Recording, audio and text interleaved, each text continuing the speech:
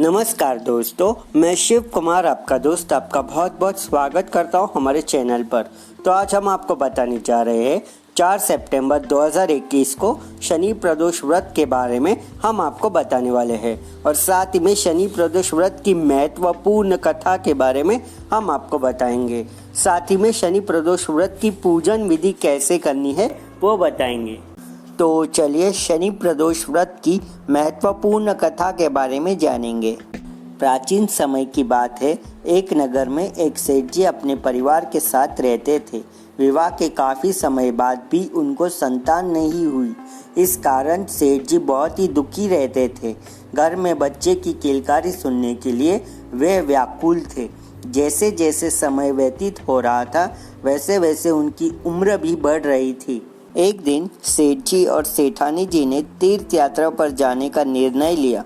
शुभ घड़ी को देखकर दोनों ने एक दिन तीर्थ यात्रा के लिए घर से निकले। अभी वे दोनों कुछ ही दूर गए थे कि उनको रास्ते में एक महात्मा साधु मिल गए। वह महात्मा साधु जी को देखकर वे दोनों वहीं रुक गए।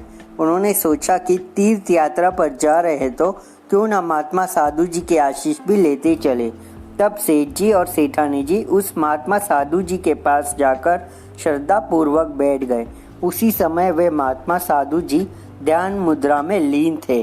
थोड़े समय के बाद वे ध्यान से उठे। तब सेठ जी और सेठानी जी ने महात्मा साधु जी को देखकर प्रणाम किया। महात्मा साधु जी पति और पत्नी के इस व्यवहार से बहुत ही प्रसन्न हुए। तब सेठ जी और सेठानी जी ने तीर्थ यात्रा पर जाने की बात बताई और अपने कष्टों के बारे में भी बताया। उनकी बातें सुनने के बाद महात्मा साधु जी ने उनको शनि प्रदोष व्रत का महत्व बताया तथा दोनों को शनि प्रदोष व्रत करने का सुझाव दिया। तीर्थ यात्रा से लौटकर आने के बाद उन दोनों ने नियम पूर्वक शनि प्रदोष व्रत रखा और भगवान शिव जी की विधि विधान से पूजन व आराधना की। कुछ समय बीतने के बाद सेठानी जी मां बन गई और उनके घर में बच्चे की किलकारी गूंजने लगी।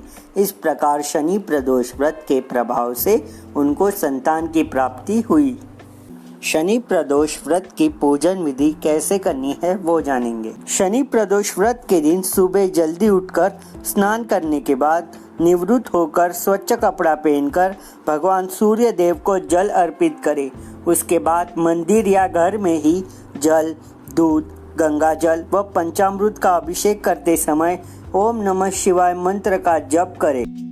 भगवान शिव जी को बेलपत्र, गंध, अक्षत, फूल, धूप, दीप, नैवेद्य, फल, पान, सुपारी, लौंग व इलायची अर्पित करें।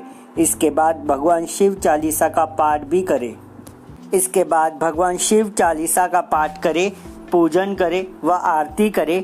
भगवान शिवलिंग को परिक्रमा करें और साष्टांग नमस्कार करें और प्रार्थना करें कि हमारी सारी मनोकामनाएं पूर्ण करें।